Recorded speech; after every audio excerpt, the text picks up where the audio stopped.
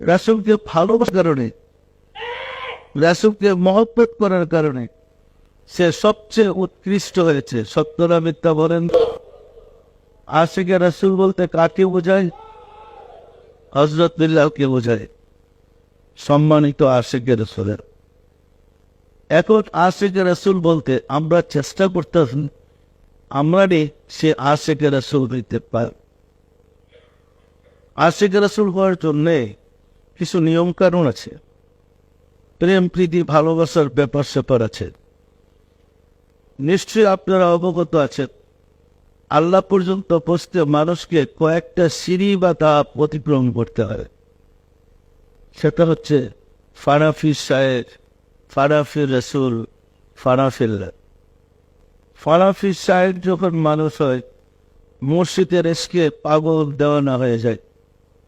যেমন উপমা স্বরূপ বলা যায়, আমি তখন আমার মুর্শিদের দরবারে ছিলাম। দরবার থেকে তখন আমি জানতে পেরেছিলাম ঘটনা এরকম।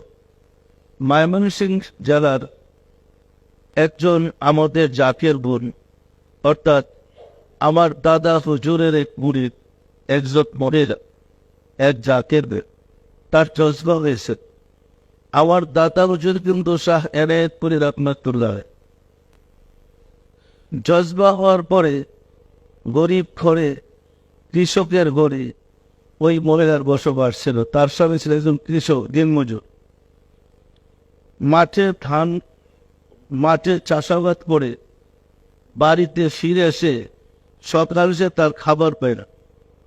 মানে প্রতিদিনের মতো আজকে সকালে তার বিবি মাকসাদ রেডি করে নেয়, কারণ স্বামী যখন মাঠে ভরে চলে গেছে, সে এখানে পাপ করতে গেছে। এমন সময় মুর্শিদের চেহারা সামনে বাড়ছে বলে তার জজবা হয়ে সে পাক শাক ফেলে ওই মাটিতে গড়া করে খেতেছে, আর পাকের খবর নাই। এমন জজবা হয়েছে বেহাল বেকারের। স্বামী সে মাঠ থেকে এসে খাবার চেয়ে কত তার চেয়ারে সে হাই বাবা করতেছে, আর মাটিতে গড়াগড়ি খেতেছে। মাঠের কাজ শেষ করে যখন তার স্বামী গরু নিয়ে বাড়িতে আসছে, এসে ওই গরু গোড়াতে খাবার টাবার দিয়ে নিজে হাত পা দিয়ে গড়ে খেতে গেছে, কিন্তু বিবিরে দেখে টাকাটাকি করার পরে দেখে ওই পাকপরের দরজার সামনেই সে মাটিতে গড়াগড়ি করতেছে আর হাই বাবা করতেছে। পাক তো আজকে হয় নাই। স্বামীরও খিদা লাগছে, তারও অনেক দরজার পাত বেরিয়ে গেছে। গরুরে যে লাঠি দিয়ে পিটাইতো, সে ওই লাঠি দিয়ে স্ত্রী 2-3টা বাড়ি দিছে। বাড়ি দিয়ে বললো, তুমি হাই বাবা করতেছো, আমার খাবার অবস্থা কি? কিন্তু বাড়ি দিলেও তার কিন্তু অবস্থা সে পরিবর্তন হয়নি, সে হাই বাবাই করতেছে।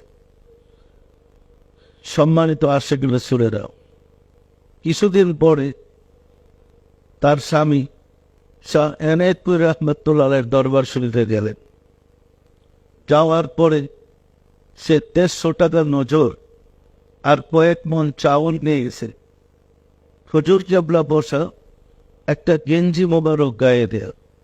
উনি সাধারণত গেঞ্জি মোবারক গায়ে দিয়ে বসা থাকতেন, আর একটা বাদামি টুলে বসতেন, চেয়ারে বসতেন না। বসা মরিদানরা সামনে জোর হাত করে দাঁড়িয়ে আছে। ওই ব্যক্তি সামনে গিয়ে তার হাতে ওই নজরের টাকা উঠাই দিতে চাইলেন। যখন টাকা তার মুর্শিদের হাতে দিলেন, মুর্শিদ অন্যদিকে চেহারা গুটাই ফেলেছে, তার হাত থেকে টাকা নিলেন না। তখন সে আবার মুর্শিদের চেহারা যেদিকে ঘুরেছে সেতে গিয়ে টাকা হাত বাড়াই দিলেন। মুর্শিদ টাকা স্পর্শ করলেন না, অন্যদিকে চেহারা মুবারক ঘুরে ফেলেছে। আবার সে ওই সামনে দিকে দাঁড়িয়ে জোরহাত করে নজর দিতে চাইলেন। মুর্শিদ চেহারা এইবারও ঘুরে ফেলছে, মানে তার নজর গ্রহণ করলেন না। সে চিৎকার দিয়ে মাটিতে লুটায় পড়ল। উপস্থিত যারা ছিলেন তাদের একজনই আমাকে বললেন। তখন ওই লোক চিৎকার দিয়ে মাটিতে পড়ে গেল। চিৎকার দিয়ে মাটিতে পড়ে বলতেছে, বাবা আমার কি অপরাধ, আমি কি অন্যায় করেছি, আপনি কেন আমার নয়? নজর গ্রহণ করছেন না।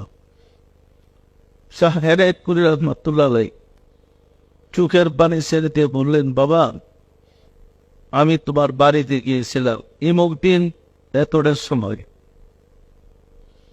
তখন তুমি আমাকে লাঠি দিয়ে পিটাইছ। বলেই ওনার পিঠ মোবারক থেকে গুন্নি উঠাই দিলেন, পিঠ মোবারক থেকে কাপড় সরাই ফেললেন, সরাই দেখালেন যে দেখো তুমি যে ওটা আঘাত করেছ, এখনো সে আঘাতের চিহ্ন আমার পিঠে রয়েছে। সবাই তাকিয়ে দেখলো গরুরে পিটানো লাঠি দিয়ে যে আঘাত করেছিলেন সত্যি সত্যি এই আঘাতগুলা হেদায়েতপুরের পিঠে মানে কালো হয়ে আছে। এর অর্থ তো ওই ব্যক্তি বুঝতে পারে যে আমি কখন আঘাত করলাম। হুজুর যে বলতেছেন আমি তো কখনই আমার বাড়িতে গেলেন আমি কখন আঘাত করলাম, সে কাঁদতেছে, বলতেছে হযরত আমি কখন আপনাকে আঘাত করলাম? তখন তিনি বললেন, বাবা, তোমার স্ত্রী মাটিতে গড়াগড়ি খেয়ে যখন বলতেছিল হাই বাবা হাই বাবা, আমি তখন তার সাথে মিশে একাকার ছিলাম। তারপরে যে কয়টা পানি দিয়েছ সবচেয়ে আমার পিঠে লেগেছে দেখো। ইয়াকে ফানাফি সাহেব বলে, সম্মানিত আশিকের রাসূলেরা, আমাদের তরিকত জগতে তাসাউফে এই ফানা রয়েছে। ফানার প্রথম ধাপ হলো মুর্শিদের সাথে মিশে একাকার হয়ে যাওয়া। মুর্শিদের সাথে মিশে একাকার হয়ে গেলে মুরিদের উপরে যত আঘাত বিপদ আপদ আছে সব মুর্শিদের উপরে চলে যায়। এই ধাপ থেকে অতিক্রম করলে মুর্শিদ দয়া করে তাকে রাসূলের সাথে মিশিয়ে দেয়। রাসূলের সাথে মিশিয়ে দিলে তখন সে ফানাফি রাসূল হয়, তখন রাসূলের সাথে মিশে সে একাকার হয়ে যায়। রাসূলের সাথে মিশে একাকার হওয়ার পরে মুর্শিদ তাকে আল্লাহর সাথে পরিচয় করে মিশিয়ে দেয়। ওই বান্দা যখন আল্লাহর সাথে মিশে একাকার হয় তার সারি বলা হয়েছে, আমার বান্দা নফল ইবাদত করতে করতে আমার এত নিকটে হয়ে যায়, আমি তার হাত হয়ে যে হাত দিয়ে সে ধরে, আমি তার পা হয়ে যে পা দিয়ে সে হাঁটে, আমি তার চক্ষু হয়ে যে চোখ দিয়ে সে দেখে, আমি তার কর্ণ হয়ে যায় যে কর্ণ দিয়ে সে কথা শোনে, আমি তার মুখ হয়ে যায় যে মুখ দিয়ে সে কথা বলে।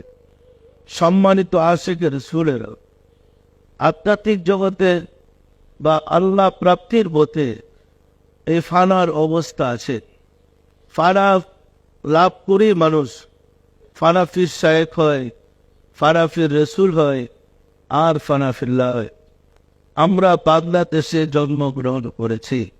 আপনাদেরকে আশিকে রসুল বানানোর লক্ষ্যেই আমি অধিক অধিক মিলাদ পড়তে বলেছি। আমার লক্ষ্য হয়েছে আপনাদেরকে রাসূলের সাথে মিশে একাকার করে দিয়ে আশিকে রসুল বিল্লাল যেমন মর্যাদার অধিকারী হয়েছিলেন আপনাদেরকে সে মর্যাদায় পৌঁছে দেওয়া। আমি হাজার চেষ্টা করলেও পারবো না যদি না আপনাদের ইচ্ছা থাকে, আপনাদের সাধনা না থাকে, আপনাদেরই পরিশ্রম করা লাগবে। আমি আপনাদেরকে পরামর্শ দিতে পারবো, তবে মনে রাখবেন আপনারা যদি সঠিকভাবে কাজ করেন, অলসতা ত্যাগ করেন, গাফলতি দূর করে নিয়মিত আমল করেন, আমার এখানে সিস্টেম আছে, আমি একজন মানুষকে ফানা চিল্লা পর্যন্ত বুঝাইতে দেখাবো। একদম আল্লাহর সাথে মিশে একাকার ওই পর্যন্ত আমি পড়াই দিই। কিন্তু নিয়ম হচ্ছে কাজ তো আপনাদের করা লাগবে, আপনারা নিয়মিত আমল করা লাগবে। আমল না করলে তো ফানাফিল্লা বোঝাতে পারবেন। আপনার মন অন্যদিকে থাকলে আমি কিভাবে আপনাকে ফানাফিল্লায় বোঝাইব, কিভাবে ফানাফির রাসূলে বোঝাইব? সম্মানিত আশিকের রাসূলেরা, মহব্বতের সাথে তরিকাত নিয়মিত আমলগুলা করেন। আমলগুলা করলে বুঝবেন আশিকের রাসূল কাকে বলে, মানুষ আশিকের রাসূল কিভাবে হয়। আপনি যখন সত্যিকার আশিকের রাসূল হবে, আপনি ইয়া রাসূলুল্লাহ বলে ডাক দিলে রাসূল তো রওজাতে শুয়ে থাকার কথা, তিনি তো সোজা আপনার কাছে চলে আসবেন এবং আপনারও তাকে দেখার কথা। সুতরাং মহব্বতের সাথে আমাদের তরিকার ওজিফাগুলো আমল করে